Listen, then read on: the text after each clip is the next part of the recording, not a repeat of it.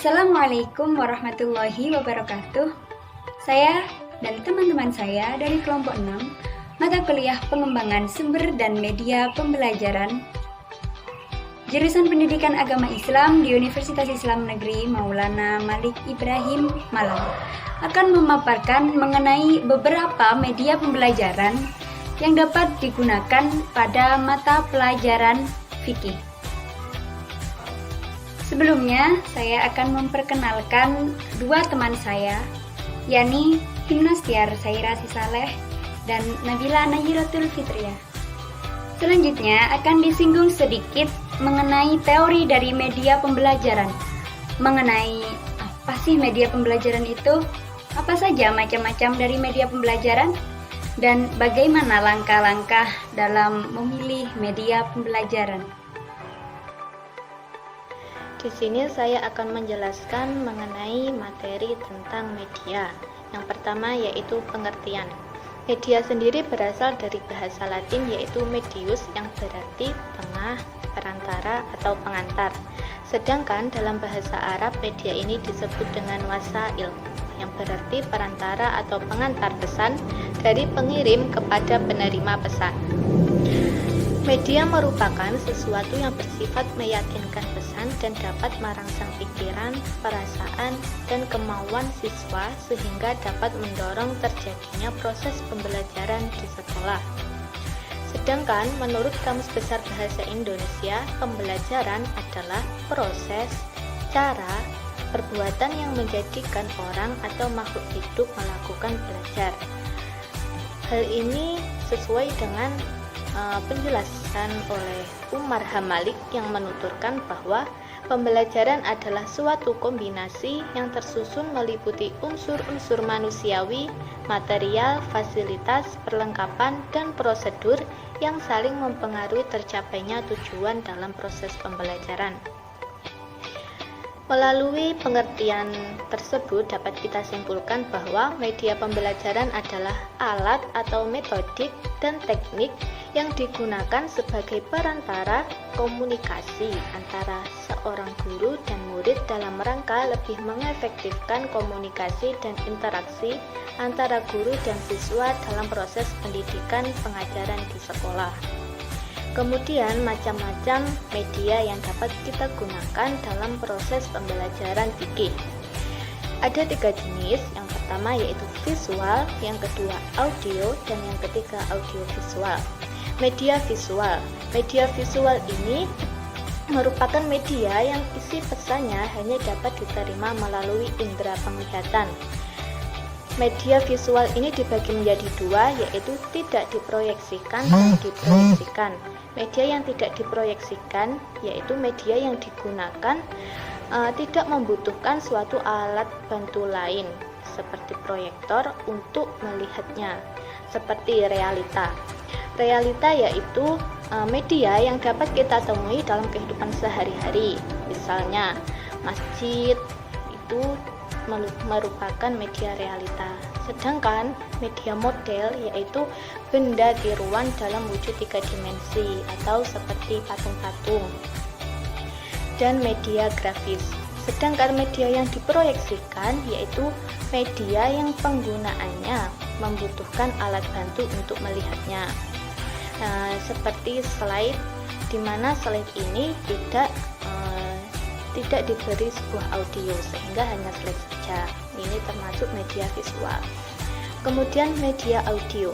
Media audio atau media dengar adalah media yang isi pesannya hanya diterima melalui indera pendengaran seperti radio dan kaset audio. Media audiovisual. Media audiovisual adalah media yang mempunyai unsur suara dan gambar. Jenis media ini mempunyai kemampuan yang lebih baik karena meliputi kedua jenis media, yaitu media audio dan media visual. Media audiovisual ini seperti video dan televisi, seperti video dalam melakukan wudhu atau melakukan sholat. Selanjutnya yaitu langkah-langkah pemilihan media pembelajaran. Langkah yang pertama adalah menentukan tujuan penggunaan media. Langkah pertama yaitu menentukan apakah penggunaan media itu untuk keperluan informasi atau untuk keperluan pembelajaran. Apabila media untuk keperluan informasi, maka peserta didik tidak ada kewajiban untuk dievaluasi kemampuannya atau keterampilannya dalam menerima informasi. Sedangkan apabila media untuk keperluan pembelajaran, peserta didik harus menunjukkan kemampuannya sebagai bukti bahwa mereka telah belajar. Langkah kedua yaitu menentukan transmisi pesan. Dalam kegiatan ini, kita sebenarnya dapat menentukan pilihan, apakah dalam proses pembelajaran akan digunakan alat bantu pengajaran atau media pembelajaran. Alat bantu pengajaran adalah alat yang didesain, dikembangkan, dan diproduksi untuk memperjelas tenaga pendidik dalam mengajar. Sedangkan media pembelajaran adalah media yang memungkinkan terjadinya interaksi antara produk pengembang media dan peserta didik atau pengguna. Langkah ketiga yaitu menentukan karakteristik pelajaran. Asumsi kita bahwa kita telah menyusun desain pembelajaran di mana kita telah melakukan analisis tentang mengajar, merumuskan tujuan pembelajaran, dan telah memilih materi dan metode. Selanjutnya perlu dianalisis apakah tujuan pembelajaran yang telah ditentukan itu termasuk dalam ranah kognitif, afektif, atau psikomotor. Masing-masing ranah tujuan tersebut tentu memerlukan media yang berbeda-beda. Langkah keempat yaitu klasifikasikan media pembelajaran. Media dapat diklasifikasikan sesuai dengan ciri khusus masing-masing media. Contohnya, media dapat diklasifikasikan sebagai media audio, media video, atau audiovisual. Sedangkan berdasarkan ciri dan bentuk fisiknya, media dapat dikelompokkan menjadi media proyeksi dan media non-proyeksi. Berdasarkan keberadaannya, media juga dapat diklasifikasikan menjadi dua, yaitu media yang berada di dalam ruang kelas dan media yang berada di luar ruang kelas. Masing-masing media tersebut tentu memiliki kelebihan dan kekurangan. Langkah kelima yaitu analisis karakteristik masing-masing media. Media pembelajaran yang banyak macamnya juga perlu dianalisis kelebihan dan kekurangannya dalam mencapai tujuan pembelajaran yang telah ditetapkan.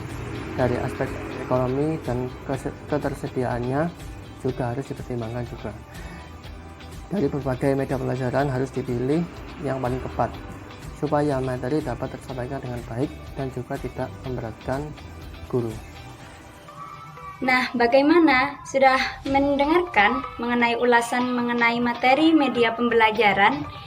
Nah, selanjutnya di sini kami akan memberikan beberapa referensi mengenai media yang dapat digunakan pada mata pelajaran fikih. Berikut medianya. Nah, ini untuk media pertama, yaitu dengan menggunakan media audiovisual berupa PowerPoint. PowerPoint yang saya gunakan itu menggunakan PowerPoint interaktif.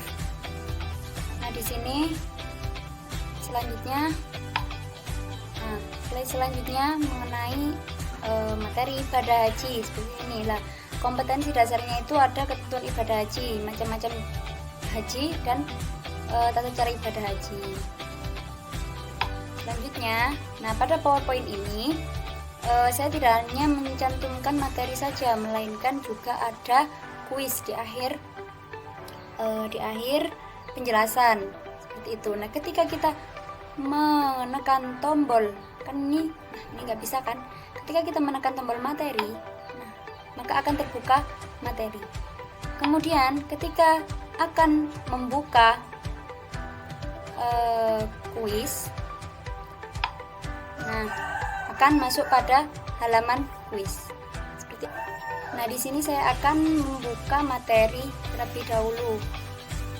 Nah, nih tinggal klik aja Ka'bahnya. Nah, keluarlah materi-materi yang akan dijelaskan. Di sini ada pengertian ibadah haji dan hukum serta dasar hukum, kemudian syarat wajib, syarat sah dan rukun. Kemudian di sini pada PowerPoint ini saya menyertakan adanya ilustrasi gambar. Nah, seperti ini. Ilustrasi ketika ihram. Kemudian ini wukuf. Selanjutnya ini tawaf. Di sini ada ilustrasi gambar rute tawaf. Kemudian ini sa'i. Selanjutnya tahallul dan tertib. Kemudian wajib dan sunnah haji. Di sini juga dijelaskan apa itu wajib haji dan apa saja macam-macam dari wajib haji. Selanjutnya yaitu masih pada wajib haji. Ini bermalam di Mina, melontar 3 jumroh dengan media gambar. Selanjutnya meninggalkan hal yang diharamkan. Di sini sudah dijelaskan juga bagi perempuan yang seperti larangan apa saja dan bagi laki-laki apa saja. Selanjutnya tawaf wada. Ini ilustrasi tawaf wada. Kemudian di sini ada sunnah haji. Berapa di antaranya? Yang pertama haji dengan cara ifrad, kemudian melantunkan bacaan talbiyah. Nah, di sini saya mencantumkan juga ilustrasi gambar lafaz bacaan talbiyah. Karena terkadang anak itu tahu bacaannya tapi nggak tahu namanya.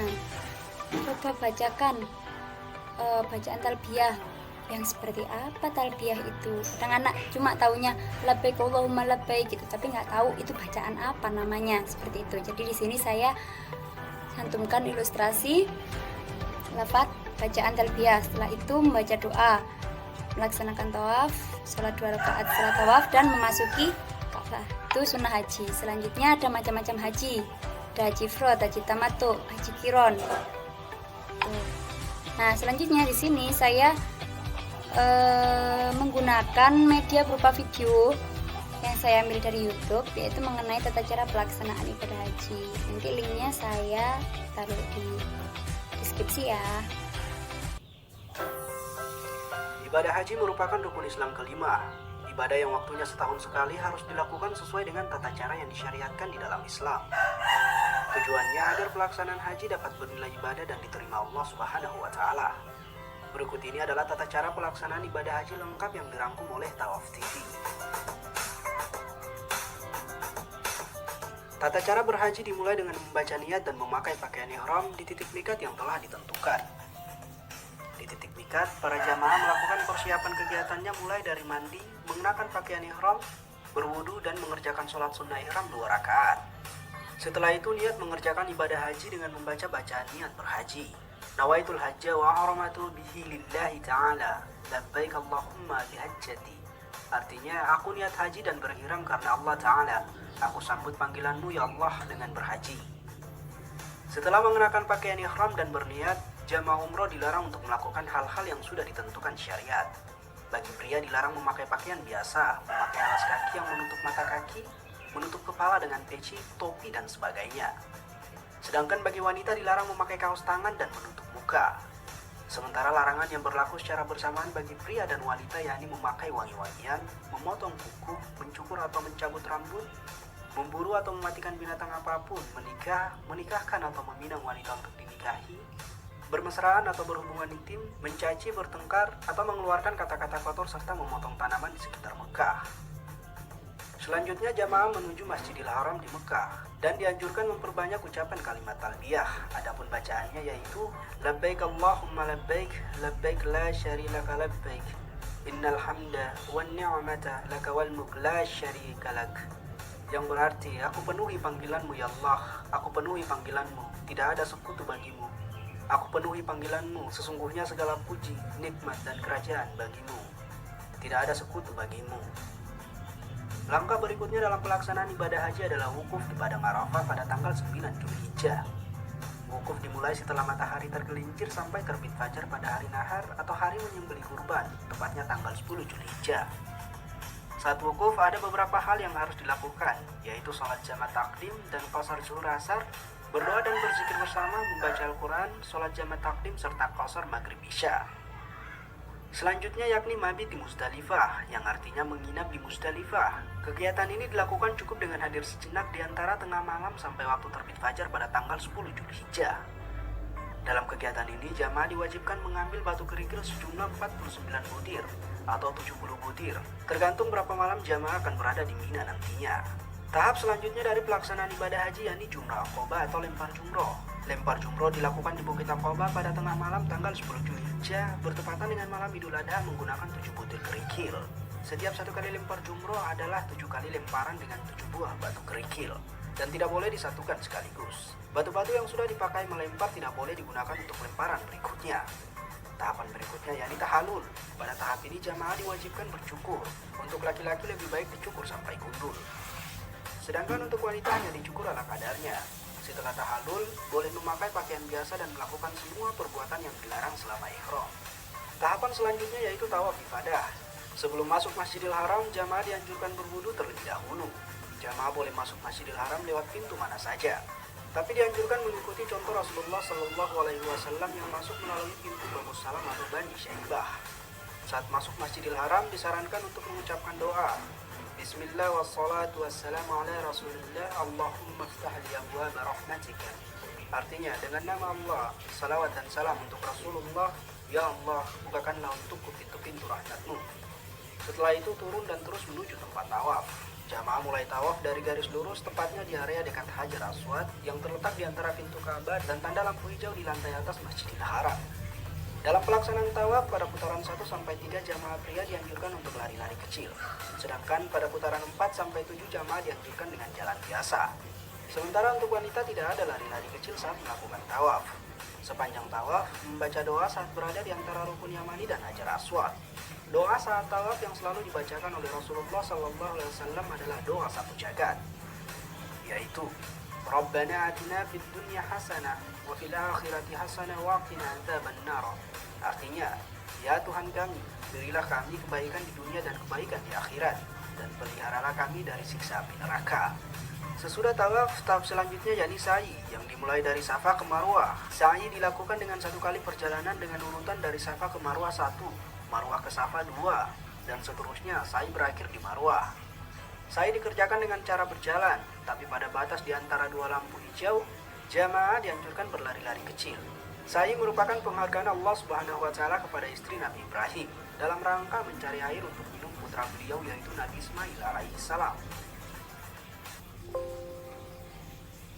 Tahapan selanjutnya bagi jamaah haji yaitu melakukan lempar 3 jumrah dan mabit di Mina pada hari tasyrik. Jamaah diwajibkan melempar jamarat untuk 3 tiang secara berurutan yaitu mulai dari tiang jamarat kecil, menengah, dan besar. Masing-masing tiang dilempar dengan 7 batu. Yang terakhir yaitu tawaf wada. Tawaf wada merupakan tawaf perpisahan setelah menyelesaikan seluruh ritual haji untuk meninggalkan Mekah dan kembali ke negaranya masing-masing.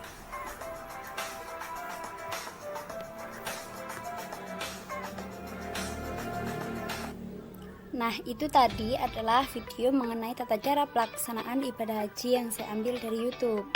Kemudian selanjutnya ini ada kuis. Kuis ini di sini saya menyediakan hanya 5 soal. Nah, ini kuisnya itu bisa misal dengan menunjuk siswa atau rebutan. Tuh, di sini saya hanya menyediakan 5. Nah, maksimal itu 3 anak tiap soalnya jika belum sampai terjawab, karena optionnya ada 5 seperti ini. Dalam melaksanakan ibadah haji dan umroh terdapat 3 cara pelaksanaan ihram haji dahulu kemudian umroh itu dinamakan apa? Ketika siswa pertama menjawab ini, salah, akan muncul icon salah di sini. Kemudian haji kiron akan muncul icon salah di sini. Kemudian menjawab haji ifrad, ternyata benar, tidak ada icon benar.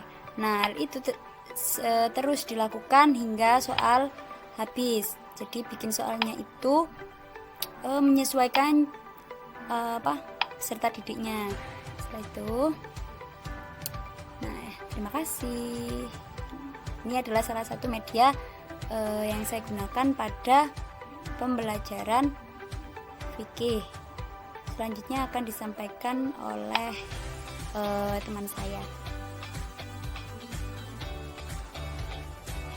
Media yang saya buat di sini yaitu berupa video, di mana video ini saya buat menggunakan aplikasi Powtoon. Aplikasi Powtoon ini sebuah aplikasi seperti PowerPoint, namun hasilnya dapat langsung berupa video animasi. Silahkan disimak.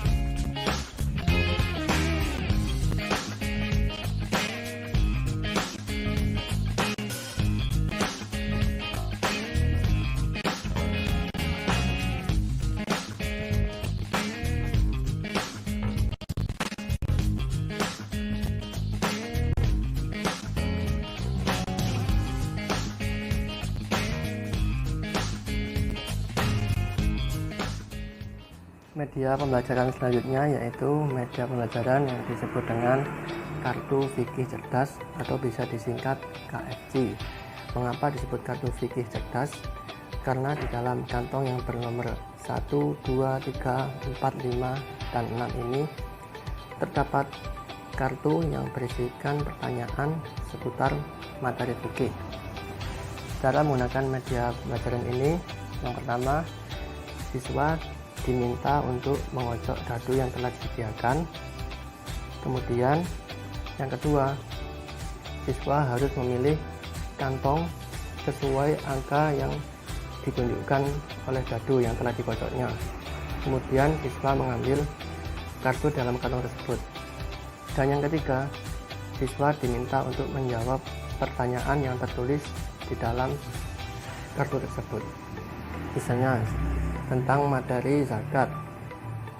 Kemudian siswa diminta untuk mengocok dadu yang telah disediakan dan dadu tersebut menunjukkan nomor 6. Maka siswa harus mengambil kartu pada kantong nomor 6